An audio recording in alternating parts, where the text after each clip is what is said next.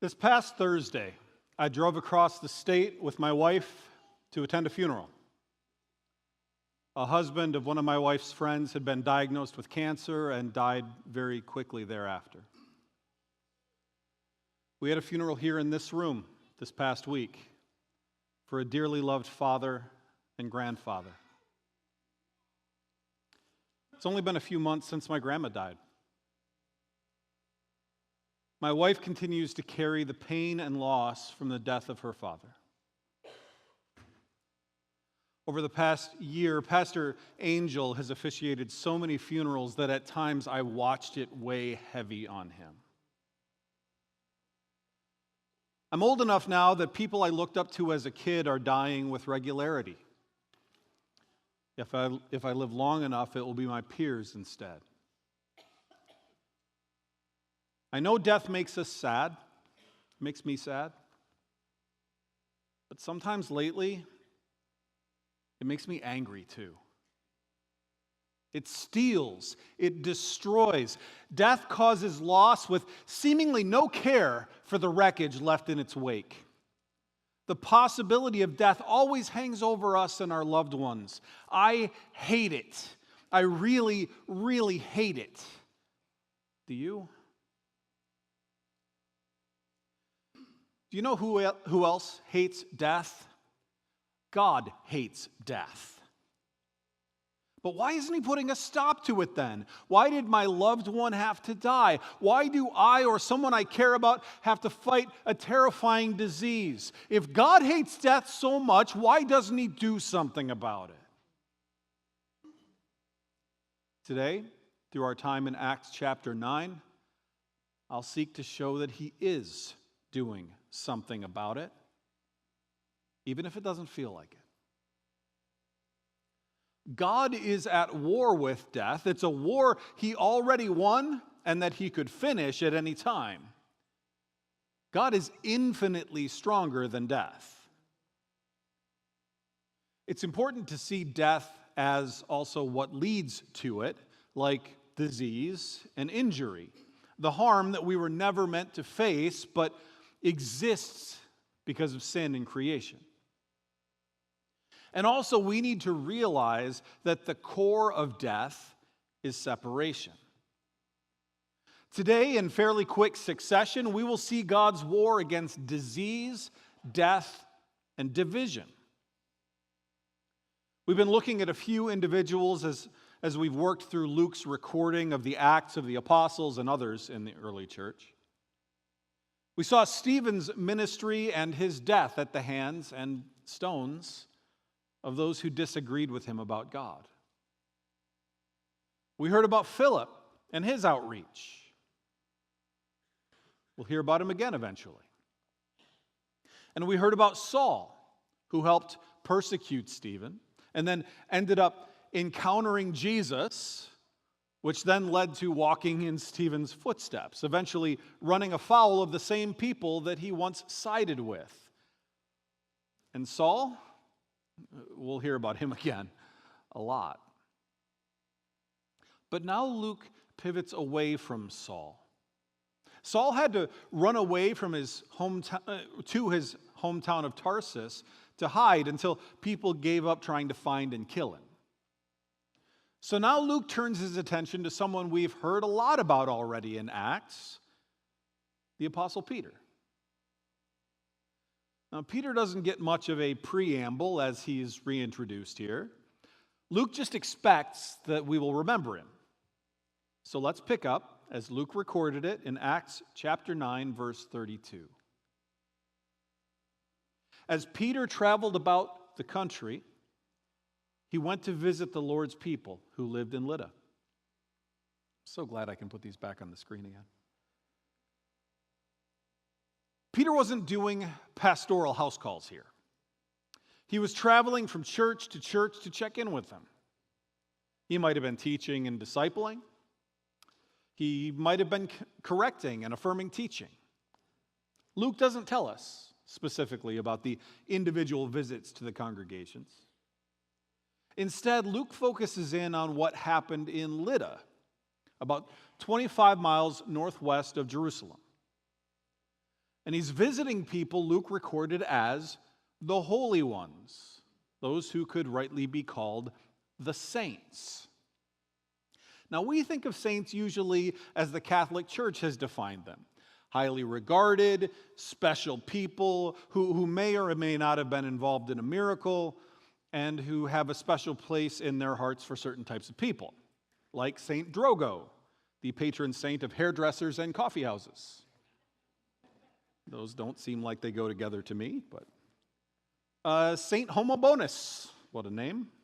He's the patron saint of business people and tailors, because apparently tailors aren't business people. And my favorite, Saint Isidore of Seville, patron saint of computer users. So call out to him next time you can't remember that Microsoft Excel shortcut. Now, they may not be the exact saints that you think of when you hear the word, but you get the idea, right? Super special, super spiritual, and apparently super specialized individuals. But do you know who the Bible refers to as saints? Every Christian.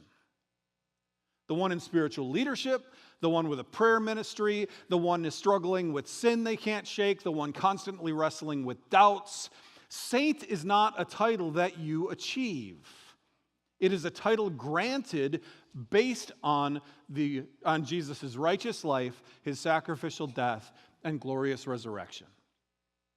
Though we are all guilty before God based on our own merit, deserving of eternal punishment for our offenses against our Creator, God loved us too much to allow that to stand.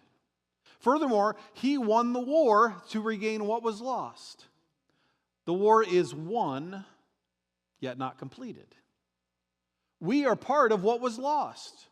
So he sent Jesus, fully God, to come as a full, real human being and live the righteousness that we were all created to live.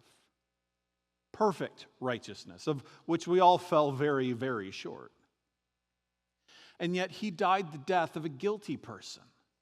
It's a death that we all deserve. Separation, we all deserve. God, in his just mercy, allows our guilt to go to Jesus and his righteousness to cover us when we believe God. When we call on Jesus as Lord and mean it. Now, if you aren't sure if you've turned and followed Jesus, or if you know that you haven't, you can do so right now in silent prayer. God knows your thoughts. Ask him to forgive you. Admit that your way was wrong and invite Jesus to be the Lord of your life, your new boss in every aspect. If you truly believe God's way is better, that's exactly what you'll want. Just believing that is enough to find true salvation and then have God's help to work through the rest. Reach out with the connection card and let us know that you decided to follow Jesus, or ask some questions. If you prayed and accepted Jesus by faith just now, you are already a saint. Welcome. Now, Peter is in Lydda, and he comes across a guy who finds himself helpless and destitute. Verse 33. Oh, I didn't put that up. There he found a man named Aeneas, who was paralyzed and had been bedridden for 8 years. 8 years. He was not getting better. Aeneas' situation had become hopeless. And how do we know he was also destitute? Well, he couldn't work. He couldn't support himself. He would have required care from others just to survive. We also know from the word used for the type of mat that he laid on, it wasn't luxurious. Society then didn't make many allowances for people with physical struggles. Science and technology didn't offer much help then either. It's worth noting that Aeneas is a Greek name, not a Jewish, not an Aramaic name. So Aeneas was almost certainly either a Jew born and raised outside of Judah, which is my guess, or he was a Gentile, which I think Luke would have noted specifically.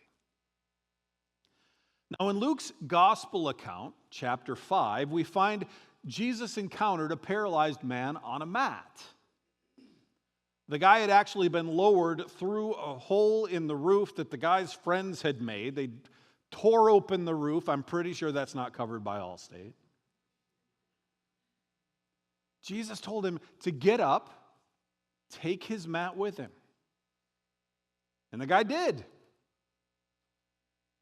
He'd been paralyzed and Jesus healed him. Jesus was at war with disease and injury, which was demonstrated by this healing. This shows what kind of war this is. Jesus can heal whenever he wants to. This is utterly one-sided. Jesus didn't just manage to get the upper hand here. He is the upper hand.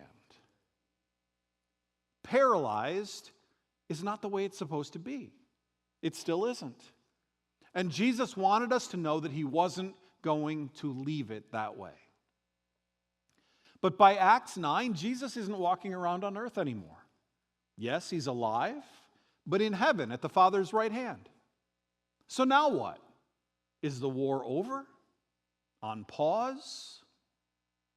Verse 34. Aeneas, Peter said to him, Jesus Christ heals you. Get up and roll up your mat. Peter gives the same command, but he's quite clear. This is not something Peter is attempting to do. Peter is claiming that Jesus is healing this hopeless, helpless, and destitute paralyzed man. That's a huge statement to make. But notice what Peter doesn't do. He isn't making a spectacle of this situation. If this healing works, people will find out because the community was small enough and tight-knit enough that word was going to get around that Aeneas was up and walking. But Peter doesn't use any of the theatrics that are often found in supposed faith healer shows. More importantly, does this work? Finishing verse 34. Immediately, Aeneas got up. It worked. Aeneas was healed. A hopeless situation changed by the power of God. Here's what Luke wants you to know. God's fight against disease and injury continues through the church. Jesus won the decisive victory at the cross and the resurrection, and now the church enforces that victory, demonstrating his power over sickness and death. It wasn't just a thing Jesus did. And that's important because if it was only something done during Jesus' earthly ministry, we might see it as just signs that he did in order to get people to believe him. But it was more than that. God was actually defeating disease. Jesus, Peter, and Luke all want us to know that God continues pushing back his already defeated enemies through his church. The victory was won at the cross and the resurrection, but it won't be completed until Jesus returns. But it will be completed. In the American Civil War, after the Confederacy was crushed and Lee surrendered to Grant, there were still skirmishes and battles, even though the war was already decided. World War II had similar incidents. One side was defeated, but was clutching, trying to hold on to something, anything. Death is holding on to what it can. But this is all fighting after the deciding blow has been struck. Now, let me be clear about what this means for us in regards to sickness and disease, because we've already talked about what it means for our hopelessness in our guilt before God. The cross struck the decisive blow there. We were hopeless, more hopeless than Aeneas. And he gave us salvation, freedom. Let us join him in his victory. But it doesn't just speak to that. He's not just saving souls. He's concerned about our bodies. So what does this mean? Miraculous healings like this were not common even in Acts. Luke records these specific incidents because they were remarkable, not because they were routine. The church enforces Jesus' victory over disease primarily through compassionate care. medical science, prayer, and presence with the suffering, not through claiming that we can heal on demand. Peter himself doesn't seem to have gone around healing everyone that he met. These unique miracles demonstrated Christ's authority and pointed people to him. We join this war through faithful service in healthcare, through praying for the sick, through caring for bodies and souls, trusting that Jesus will complete healing in his time, whether now or in the resurrection. But there's a question.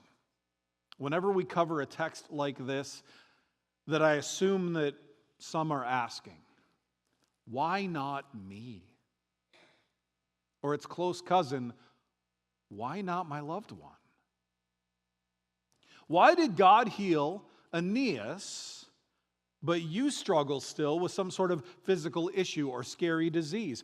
Why isn't God doing something about it? And if you are a Christian, the simple answer is he did. He did do something about it. Now, if you're given tickets to a Lions game that takes place in mid-December, you don't say, why can't I go to the Lions game? You recognize that when the time comes, you will get to go. Occasionally, people like Aeneas get healed in immediate fashion. But realize that even Jesus didn't heal every sick or injured person he encountered. At the pool of Bethesda, as recorded in John 5, Jesus heals a paralyzed man who was also laying on a mat. Jesus told him to pick up the mat and go. The pool of Bethesda was a place that diseased and injured people congregated. But Jesus slipped away in the crowd after healing only one person. And in the scope of sick and dying people, healings were always rare. Healing was demonstrating God's power over disease, over already defeated death, and it was teaching. Yes, it was a kind and wonderful thing to do, but it was also done with a purpose.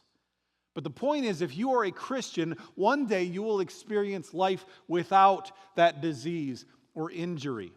If not in this life, then guaranteed on the new earth. And you'll never have to worry about getting sick or hurt ever again, because not the way it's supposed to be will give way to God's completed victory in the war, and it will be as it's supposed to be always and forever. These healings that we read about in the Bible are just a temporary taste of what is to come, and that's how we're supposed to see them, not as a normal expectation for every Christian in this life.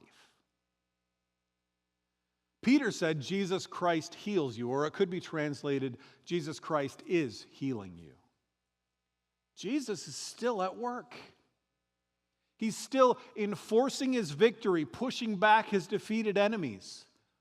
We should be too.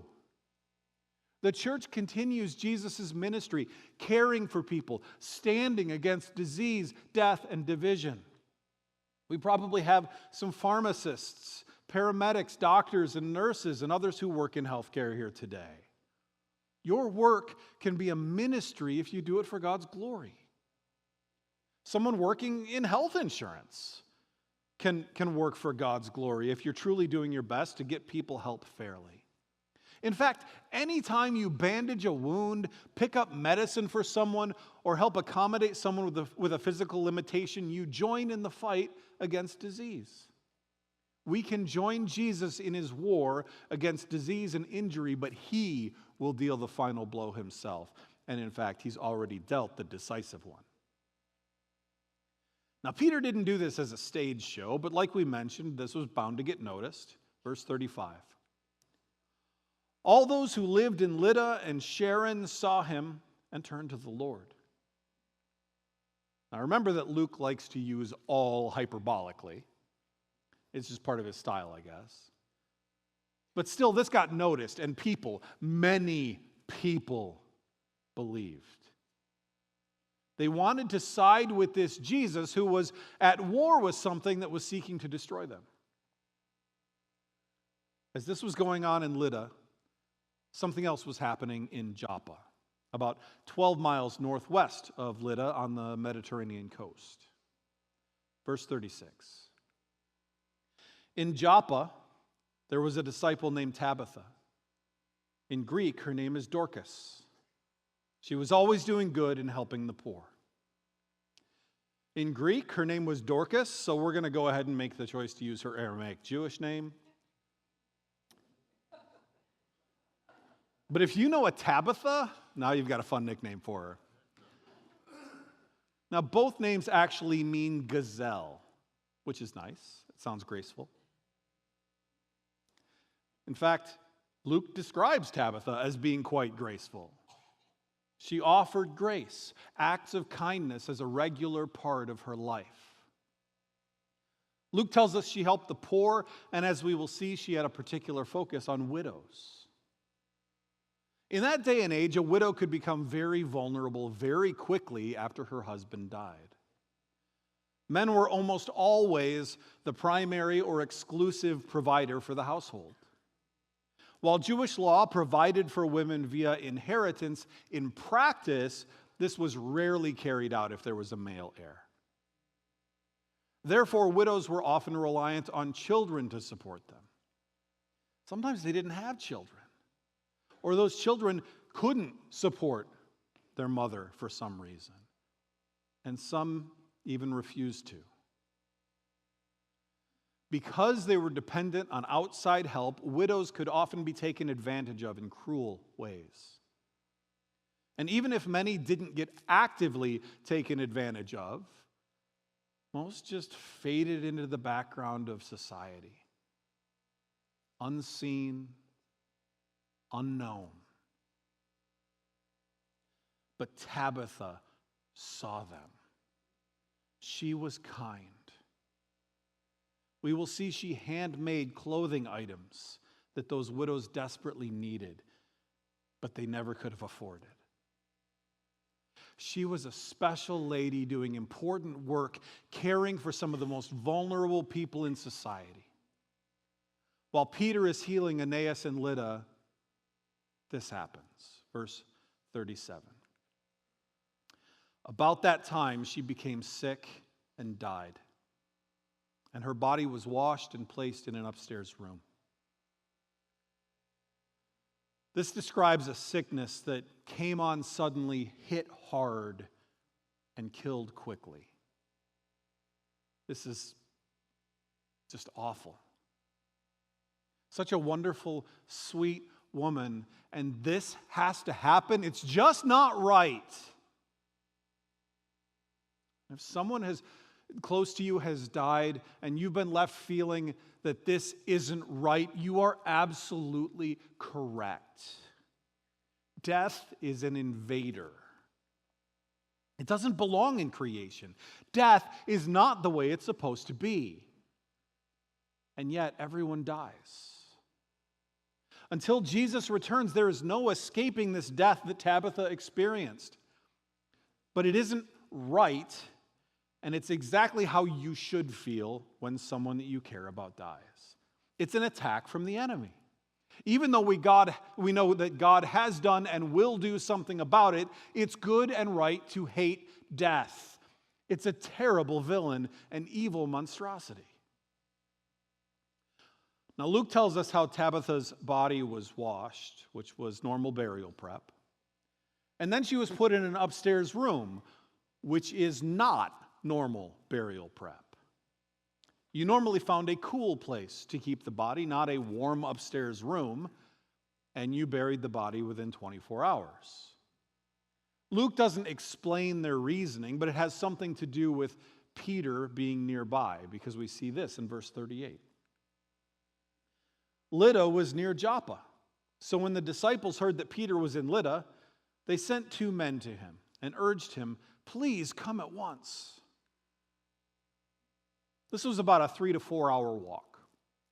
If Peter did respond quickly, it might have even been within that 24-hour window before a burial or entombment would normally have taken place. We aren't told what was expected of Peter. Maybe they wanted him to do something at Tabitha's funeral. Maybe they heard about Aeneas or previous incidents like the healing involving Peter and John in Acts chapter 3. Maybe they were just grieving and wanted help understanding and thought the Apostle Peter could help. Regardless, when he arrives, it's a scene that I find truly heartbreaking. Verse 39. Peter went with them, and when he arrived, he was taken upstairs to the room. All the widows stood around him, crying and showing him the robes and other clothing that Dorcas had made while she was still with them. I have a few blankets and ceramic items that my grandma made for me. When I encounter those or use those, I often think of my grandma and how much she loved me. But this is even more than that. These widows, remember, were unseen by society. They were shuffled off out of the way, maybe helped sometimes, maybe not, and to most people it just didn't matter because they didn't notice. These widows were showing Peter precious gifts that showed that Tabitha really saw them. She took time to get to know them. She knew their sizes, their names, their needs. She spent her time on them. And now she's dead. And all the widows can do is clutch her last gifts and cry. Jesus raised a few dead people, including a 12-year-old girl. Luke tells about it in Luke chapter 8. It's part of showing that Jesus is at war with death and that death doesn't stand a chance. Mark tells us this account too in Mark chapter 5. And there, Mark tells us that Jesus put everyone out of the room, leaving him and the girl's parents and his closest disciples alone with the dead girl. Back to Acts 9, verse 40. Peter sent them all out of the room. Then he got down on his knees and prayed. In Mark 5, Jesus called the girl Talitha, which means little girl. He said, Talitha, get up. Back to Acts 9, verse 40. Turning toward the dead woman, he said, Tabitha, get up. Not only is Jesus continuing to enforce his victory over disease, so too his victory over death itself carries on through the church. Peter is following Jesus' example in really blatant ways, clearly carrying on what he saw take place with Talitha, the little girl. That little girl came back to life at Jesus' words. Finishing verse 40. She opened her eyes, and seeing Peter, she sat up. He took her by the hand and helped her to her feet. Then he called for the believers, especially the widows, and presented her to them alive. I love that Peter put that special focus on the widows. Tabitha had seen them, cared about them, and Peter did too. In all this, Peter didn't presume upon God. He didn't even assume that he knew what God wanted to do. Before even turning to Tabitha's dead body, he dropped to his knees in prayer, presumably seeking God's direction. And he again didn't make a spectacle of this. It is Jesus' war, not Peter's show. Now, some of you might be wrestling with that same question from earlier. Why not my loved one? If God can bring people back from the dead, why not them? Let me remind you of a few things, even as I admit that I don't know why God didn't do that in your specific case. First, Tabitha is dead. Yes, Jesus used Peter to raise her from the dead, but she died again. In fact, Peter died too. So did Saul, Paul, Philip, James. All these people died. So God didn't keep raising them or keep them alive in perpetuity in this life. Death comes for us all. That's how it works right now. That's the war that we are in. That's the battle that we each lose eventually. And thankfully, none of those battles decide the war. Second, death is terrible, but God didn't exempt himself from it. God the Father knows what it is like to have a child die. Jesus knows what it is like to experience the worst kind of death, brutal and awful. And he didn't just face it along with us, he faced it for us. Because third, God may not have raised our loved ones from the dead now, but he's playing the long game. So we need to keep the long view. Through Jesus, he did what was necessary to raise every Christian from the dead to meet Jesus in the air when he returns to complete the victory over disease and death. You may not have today with that Christian loved one who died, but you will have a day with them. And another, and another, and another. And no death will ever take them away again. We join God in this war too. We talked about medical professionals, but also if you're a police officer, a firefighter, even working security here at the church, you're combating death even just through vigilance. In fact, when you go to the gym, not our gym where we're going to eat a whole bunch of food, I'm talking about to work out. When you go to the gym, when you eat a healthy diet, when you help encourage others to do the same, you join in this fight against death. When Jesus raised that little girl from the dead, word spread all throughout the region. Matthew tells us in his account. And that was despite Jesus telling people to keep it quiet. It still spread. Verse 42. This became known all over Joppa, and many people believed in the Lord. Many people believed in who? Yeah, not Peter. In Jesus, the Lord. A church, a ministry, it should never be about any person but Jesus.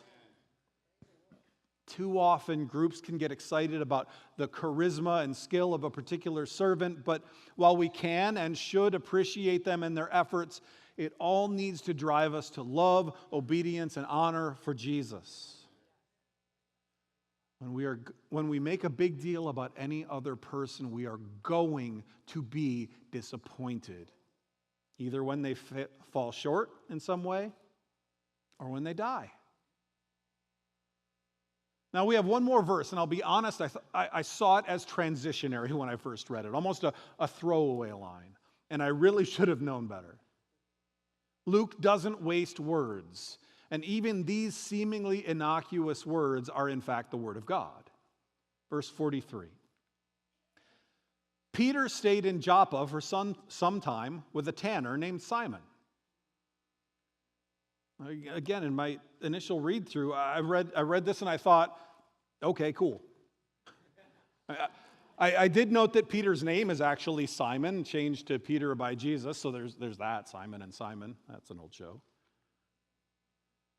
But I missed the cultural piece until I studied.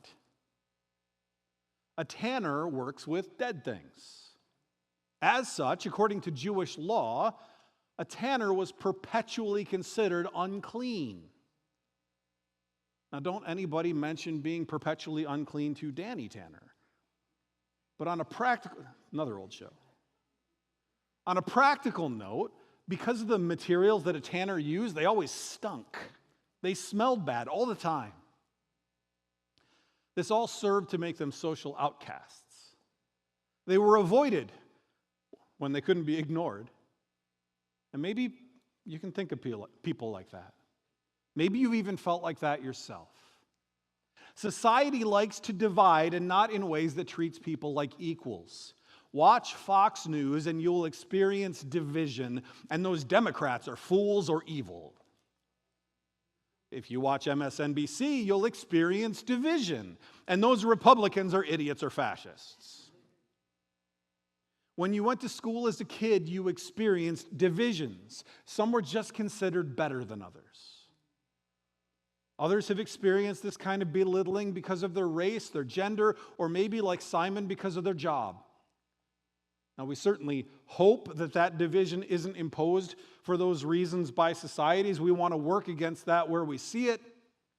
But individuals and groups can easily target people they decide are different from them in ways that makes those that they divide lesser.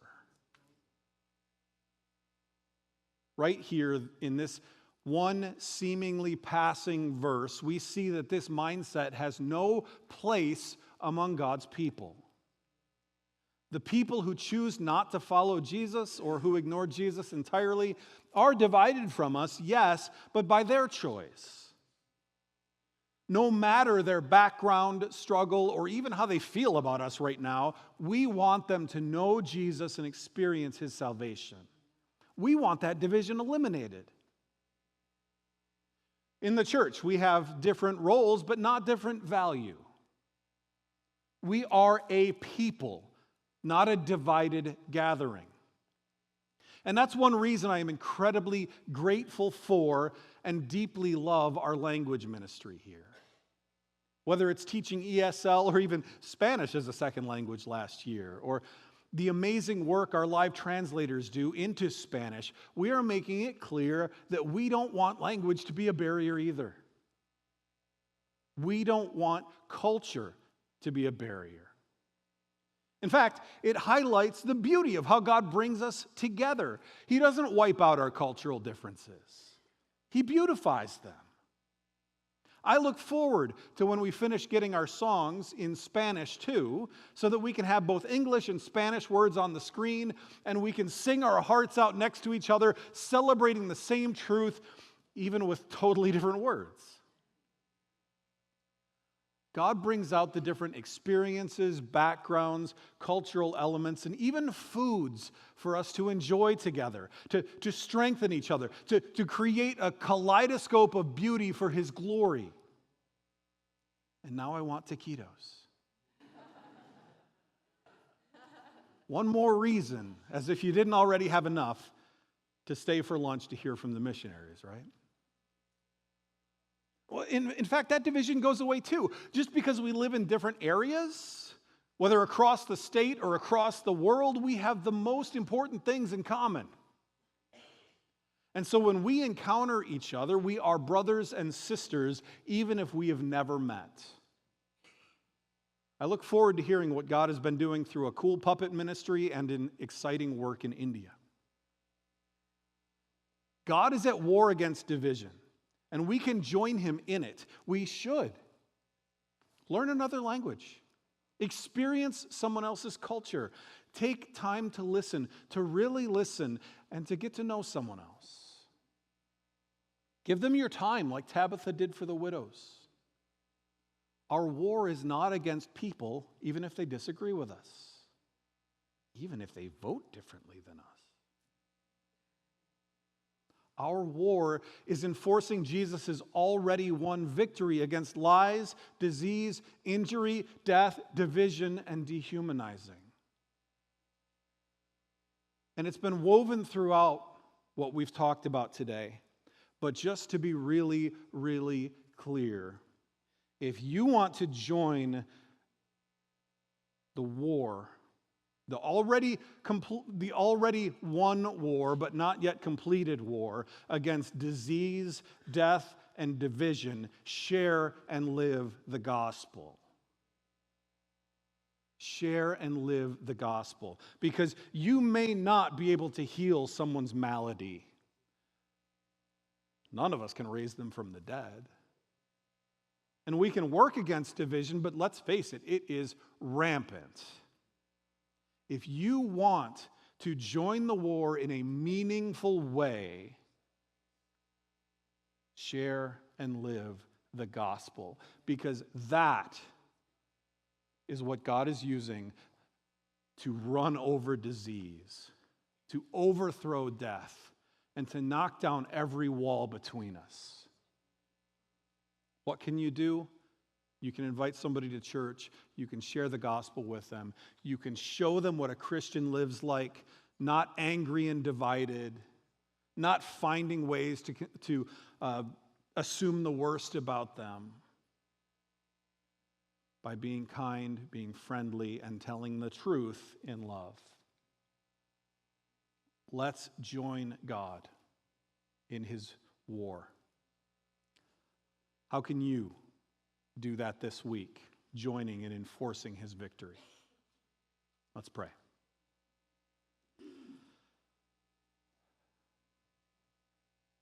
Heavenly Father, we thank you that you have defeated disease, death, division. You've defeated sin, guilt, and shame. Thank you that at the cross, by experiencing the worst of it, you pulled us out of it. Thank you that by faith, by believing you, we can be granted your righteousness.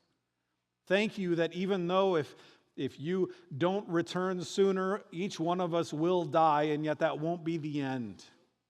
For every person who belongs to you by faith, it's not the end of joy. It's not the end of togetherness. We thank you that we have eternity with you, eternity with each other, and not as it is now, but as it was meant to be. We pray that you will help us live in light of that, invite others into it, and carry on this ongoing victory that you are rolling out into people's lives. May you bless our efforts and guide them. Amen. If you want to talk with an elder about a struggle you're having, or if you're interested in baptism or joining Mayfair on mission through membership, use the connection card to let us know. We are called to be part of Jesus' war against disease, death, and division. We can play real, meaningful roles, but it's his war. He started it, he will finish it.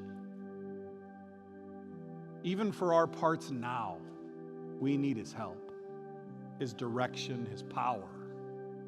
Let's acknowledge our need together. Stand if you're able.